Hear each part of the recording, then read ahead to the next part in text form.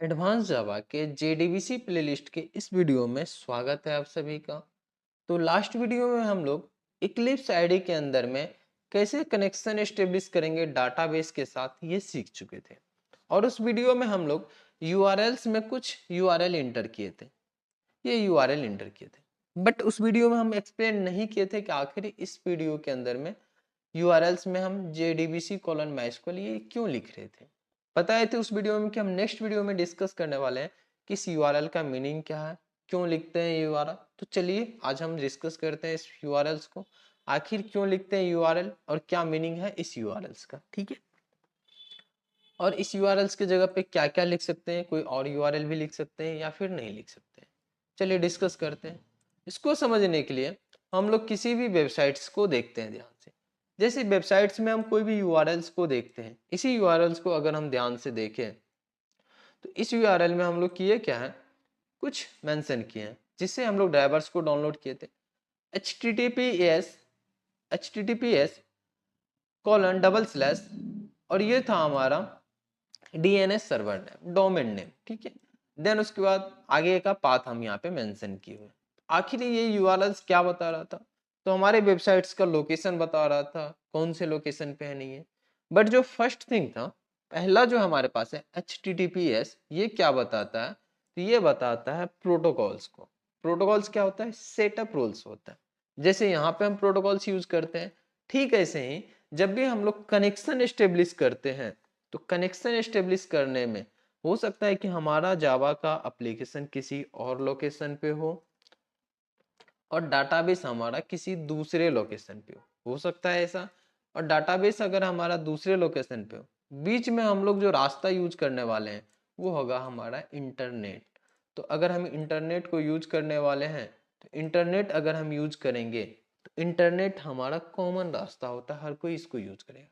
और जब हम कॉमन रास्ते से चलते हैं तो हमें कुछ रूल्स को फॉलो करना होता है।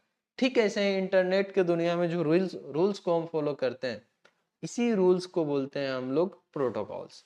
तो यहाँ पे हमें ध्यान रखना होता है प्रोटोकॉल्स को। ठीक है, तो प्रोटोकॉल्स को ध्यान में रखेंगे।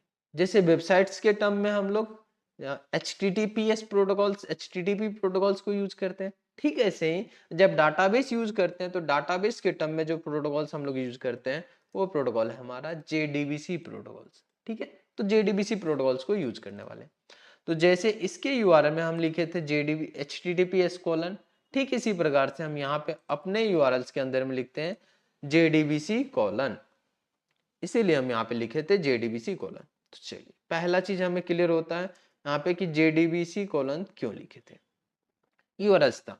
देन इसके बाद हम लोग लिखते हैं अपने डाटाबेस का नाम। अगर माइस्क्यूएल यूज कर रहे हैं तो माइस्क्यूएल, ओरेकल यूज करते हैं तो ओरेकल लिखते हैं, पोस्टग्रेस यूज करते हैं तो पोस्टग्रेस, जो भी डाटाबेस यूज करते हैं उस डाटाबेस का नाम लिख देते हैं।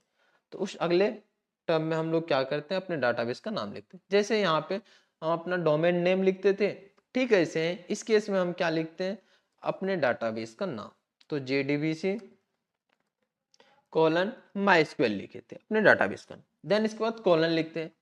और डोमेन नेम की जगह पे डोमेन नेम किससे एसोसिएटेड रहता है, आईपी एड्रेस से। तो यहाँ पे भी हमें अपने डाटाबेस का आईपी एड्रेस लिखना होता है, डबल स्लैश देंगे और आईपी एड्रेस लिखेंगे।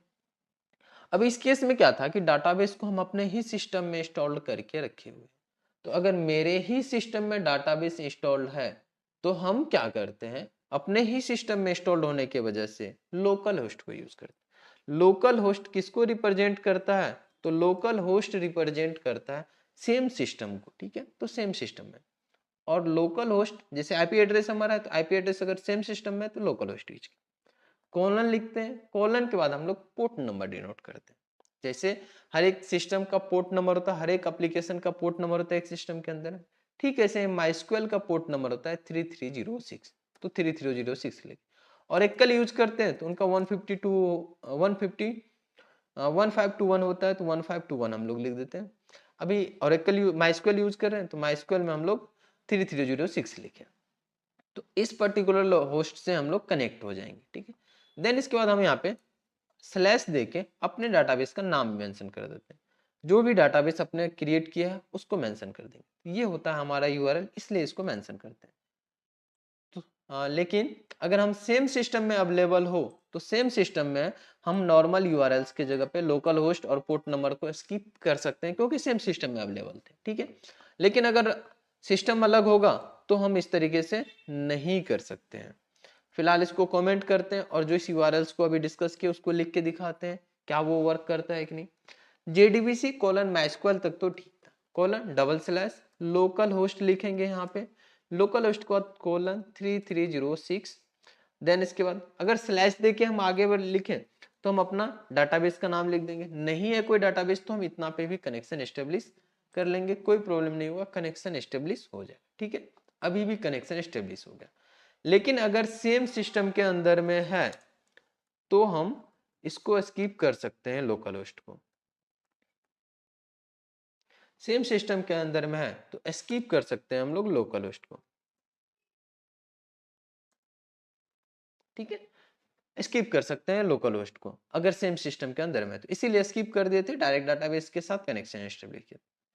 तो जो प्रॉमिस किए थे आपसे कि हम अगले वीडियो में डिस्कस करेंगे कि आखिर ये यूआरएल्स क्या होता है, क्यों लिखते हैं यूआरएल्स, और क्या क्या यूआरएल्स यूज कर सकते हैं। तो यही दोनों यूआरएल्स यूज करेंगे अगर हम MySQL के साथ वर्क करें। अगर Oracle के साथ करते हैं तो Oracle के लिए अलग यूआरएल होता है, उसके बारे में हम अलग वीडियो में डिस्कस करेंगे। कोई और डाटाबेस यूज करते हैं थोड़ा सा बस चेंज होता है, उस डाटाबेस का नाम लिखेंगे और उसका पर्टिकुलर पोर्ट नंबर लिख देंगे, या लोकल होस्ट है तो लोकल होस्ट ही होगा, अगर पोर्ट नंबर अलग है तो वो अलग लिखेंगे। जैसे Oracle का 1521 होता है तो 1521 लिख देते हैं, MySQL का 3306 होता है तो 3306 हम लिख देते हैं, ठीक है। तो उम्मीद करते हैं कि आपको समझ आ चुका होगा कि आखिर इस यूआरएल्स का क्या मीनिंग होता है, क्यों लिखते हैं अपने डाटाबेस के अंदर में, क्यों हम लोग डाटाबेस कनेक्शन में यहाँ पे लिखते हैं यूआरएल्स को, ठीक है। तो चलिए इस वीडियो में इतना ही रहने देते हैं, मिलते हैं फिर से नेक्स्ट वीडियो में जहाँ पे हम अपने इस प्लेलिस्ट को आगे बढ़ाते हैं और अगले कॉन्सेप्ट की तरफ आगे बढ़ते हैं। जो तीसरा स्टेप्स है हमारा, स्टेटमेंट का ऑब्जेक्ट क्रिएट करना, क्या होता है स्टेटमेंट, कैसे क्रिएट करेंगे, आगे फर्दर हम डिस्कस करते हैं।